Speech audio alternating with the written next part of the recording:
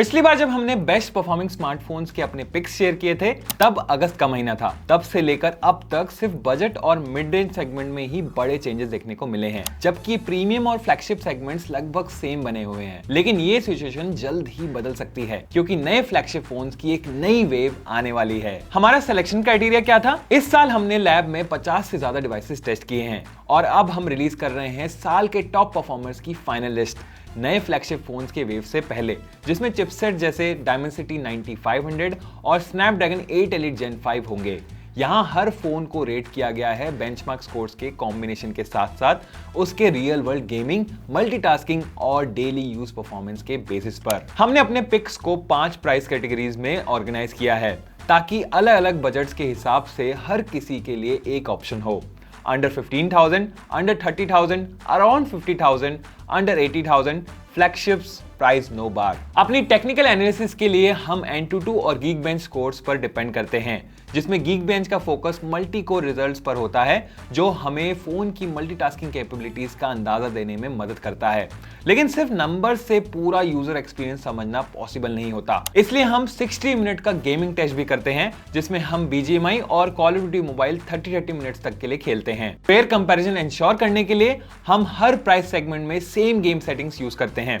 Although real world stability और thermal performance naturally अलग अलग होती है, हर सेगमेंट में जो फोन ओवरऑल बेस्ट परफॉर्मेंस देता है वही टॉप स्पॉट हासिल करता है। फाइनल रैंकिंग्स डिसाइड होती है 91 मोबाइल्स परफॉर्मेंस रेटिंग के बेसिस पर, एक मैट्रिक जो बेंचमार्क स्कोर्स, गेमिंग परफॉर्मेंस और रियल वर्ल्ड यूजर एक्सपीरियंस तीनों को कंबाइन करता है। तो सबसे पहले कैटेगरी है बेस्ट परफॉर्मेंस फोन्स अंडर 15,000 और इसका विनर है लावा प्ले अल्ट्रा। बजट सेगमेंट में डोमिनेट कर रहा है लावा प्ले अल्ट्रा। ये अपने नाम पर पूरा खड़ा उतरता है और इस कैटेगरी का टॉप परफॉर्मर बनकर उभरता है। इसके Antutu और Geekbench स्कोर्स काफी इंप्रेसिव हैं और गेमिंग परफॉर्मेंस भी 15,000 के नीचे के फोन के हिसाब से एक्सीलेंट है।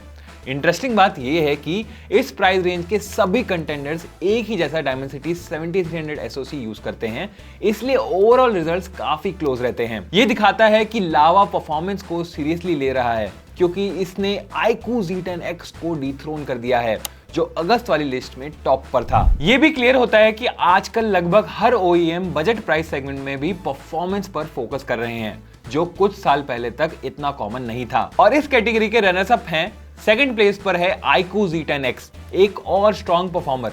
ये लावा प्ले अल्ट्रा के Antutu रिजल्ट्स को मैच करता है, Geekbench स्कोर्स थोड़े हायर देता है और गेमिंग परफॉर्मेंस में हल्का सा एज भी रखता है, लेकिन हैवी लोड के टाइम पर ये थोड़ा ज्यादा वार्म हो जाता है जिससे सस्टेन्ड परफॉर्मेंस पर थोड़ा असर पड़ता है। थर्ड प्लेस पर है Infinix Note 50S 6GB RAM variant.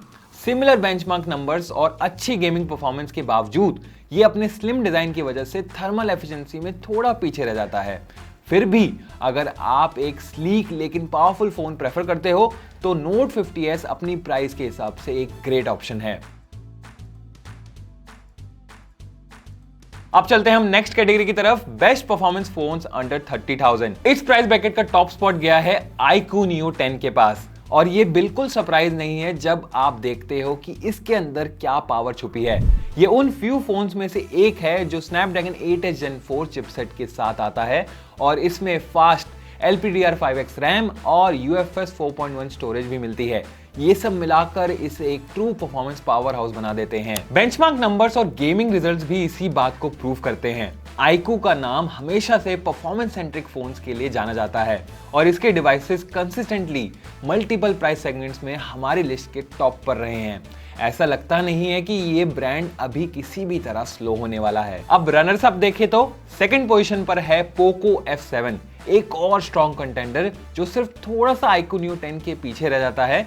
ये भी वही स्नैपड्रैगन 8H Gen 4 चिपसेट और सिमिलर हार्डवेयर यूज करता है, बस इसके बेंचमार्क स्कोर्स थोड़े लोअर हैं, लेकिन ये अपनी परफॉर्मेंस को गेमिंग के टाइम रिडीम कर लेता है।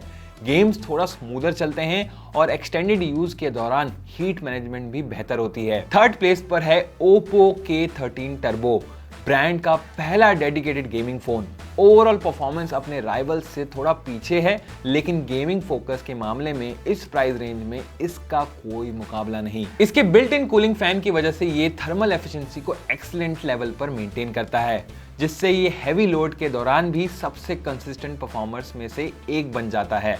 साथ ही ये तीनों में सबसे अफोर्डेबल ऑप्शन भी है।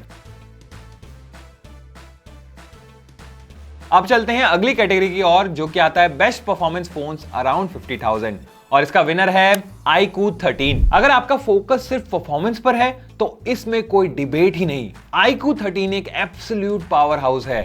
हमारे लैब टेस्ट में ये AnTuTu चार्ट्स में टॉप पर है और Geekbench में सेकंड रैंक पर, जिससे रियल वर्ल्ड यूसेज भी पूरी तरह जस्टिफाई करता है। ये अपने राइवल से consistently higher average gaming FPS deliver करता है और हैवी टास्क के दौरान टेम्परेचर भी कंट्रोल में रखता है। सबसे इंटरेस्टिंग बात यह है कि iQOO 13 ने लेट 2024 से लेकर अब तक के सारे सेगमेंट्स में सबसे हाईएस्ट AnTuTu स्कोर होल्ड किया हुआ है, उन नेक्स्ट जेन चिपसेट वाले नए डिवाइसेस को छोड़कर जो रिसेंटली लॉन्च हुए हैं। और इसके रनर्स अप हैं Realme GT 7 Pro, close second position पर आता है, मेनली इसलिए क्योंकि इसका इन गेम परफॉर्मेंस iQOO 13 के लेवल तक नहीं पहुंचता, फिर भी ये अपनी एक्सीलेंट कूलिंग एफिशिएंसी के लिए प्रेज डिजर्व करता है। इस सेगमेंट में हमने जितने फोन्स रिव्यू किए हैं उनमें से ये सबसे बेहतर हीट मैनेजमेंट देता है। OnePlus 13S अपने आप में एक परफॉर्मेंस पावर हाउस है। इसका कॉम्पैक्ट फॉर्म फैक्टर मतलब ये है कि ये हीट को उतनी इफेक्टिवली डिसिपेट नहीं कर पाता, जिस वजह से ये टॉप 2 फोन से थोड़ा सा पीछे रह जाता है। लेकिन अगर आप एक कॉम्पैक्ट डिजाइन में फ्लैगशिप ग्रेड परफॉर्मेंस चाहते हो तो ये एक एक्सीलेंट चॉइस है। अब चलते हैं हम अगली कैटेगरी की तरफ, जो कि आता है बेस्ट परफॉर्मेंस फोन्स अंडर 80,000 और इसका विनर है OnePlus 13। OnePlus 13 इस प्राइस रेंज में बेस्ट परफॉर्मिंग स्मार्टफोन का क्राउन जीत लेता है। स्नैपड्रैगन 8 Elite चिपसेट से पावर्ड ये गेमिंग, मल्टीटास्किंग और डेली यूज के लिए टॉप टियर स्पीड डिलीवर करता है। इसके AnTuTu और Geekbench स्कोर्स हमने जितने फोन टेस्ट किए हैं उनमें से कुछ सबसे हाईएस्ट हैं, स्पेशली जब ये परफॉर्मेंस मोड में चलता है। गेमिंग के मामले में भी ये बिल्कुल डिसअपॉइंट नहीं करता। दरअसल इस फोन का थर्मल मैनेजमेंट हमारे साल भर के सभी टेस्टेड फोन्स में सबसे बेहतर है। और अगर रनर्स अप की बात करें तो Samsung Galaxy S25 इस सेगमेंट में सेकंड प्लेस पर आता है। इसके Geekbench स्कोर्स हमारे लैब टेस्ट में सबसे हाई रिजल्ट्स में से एक हैं। साथ ही गेमिंग परफॉर्मेंस भी इंप्रेसिव है और टेम्परेचर कंट्रोल भी काफी अच्छा है। Oppo Find X8 third spot हासिल करता है। इसकी गेमिंग परफॉर्मेंस और थर्मल एफिशिएंसी दोनों ही काफी स्ट्रांग है, ऑल्दो इसके बेंचमार्क स्कोर्स अपने राइवल्स के मुकाबले थोड़े लोअर हैं। अब बात करते हैं फाइनल कैटेगरी की बेस्ट फ्लैगशिप परफॉर्मेंस फोन्स और इसका विनर है Samsung Galaxy S25 Ultra। Flagship category में एक सिंगल विनर चूज करना हमेशा टफ होता है, क्योंकि इन डिवाइसेस में top of the line hardware और हाईली पॉलिश सॉफ्टवेयर मिलता है। एक्सटेंसिव टेस्टिंग के बाद Samsung Galaxy S25 Ultra ने ये टॉप स्पॉट हासिल किया है। ये Geekbench मल्टीकोर चार्ट्स में लीड करता है, जो इसकी टॉप रैंकिंग का एक मेजर रीजन है। साथ ही इसके गेमिंग नंबर्स और टेम्परेचर कंट्रोल भी काफी इंप्रेसिव हैं।